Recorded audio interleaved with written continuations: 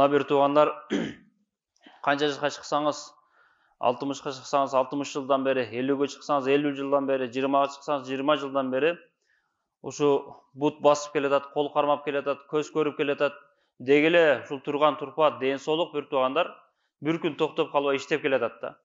Ушул ден соолугубуз чын болгондугуна, ушул 12 мүчөбүз соо болгондугуна Аллах Таалага өмүр бою шүгүр кылсак дагы, чекебиз саздага коюп, о жараткан Алла бергениңе шүгүр, жаратканыңа шүгүр деп өссөк дагы, Кудай Тааланын сине бизге кылган кичинекей жакшылыгыны шүгүр кылып төгөтө албайбыз да.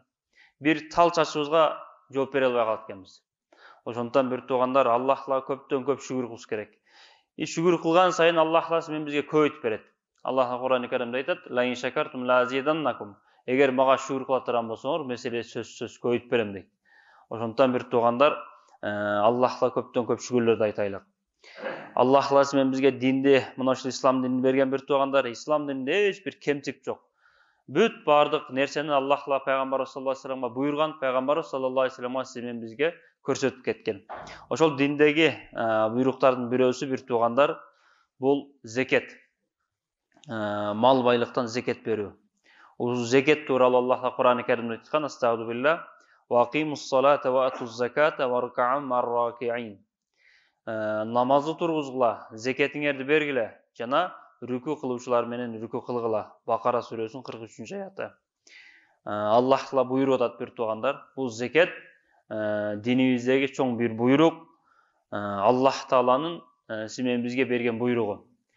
Качан мал байлык ошол шариаттагы өзүнүн өлчөмүнө жеткенде, ошол өлчөмдөн колунда жокторго мал байлыктан бир туугандар, мал жандыктан, акчаңыздан, алтын күмүштөн зекет чыгаруу фарз.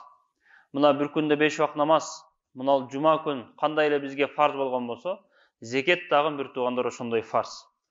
Ошондуктан бир туугандар, бул зекет биздин ислам динибиздеги эң негизги түркүттөрдүн үчүнчүсү.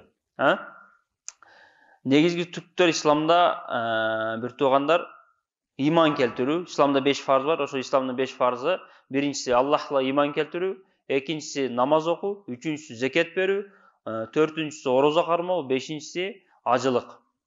Башка бир хадисте айтылган: Аллах Таала зекет бербеген адамдын амалын кабыл кылбайт. Анткени Аллах Таала Куранда намаз менен кошо зекетти да айткан. Ошондуктан ал экөөсүн бөлбөө шарт.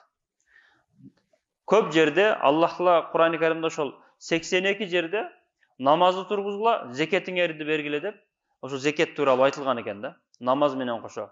Зекет берүүнү өзүнчө дагы бөлүп айткан. Зекет менен намазды 82 жерде намазыңарды тургузгула, зекетиңерди бергиле деп кошо биргеликте айткан экен. Ошондуктан бир туугандар, бул зекет дагы бул намаз кандай фарз болгон болсо, ошондой эле чоң бир фарз. Качан фарз болот? Качан ошол мал байлыктын, мал жандыктын байлыгыңыздын өзүнүн нисабына, өлчөмүнө жеткенде зекет фарз болот экен бир туугандар.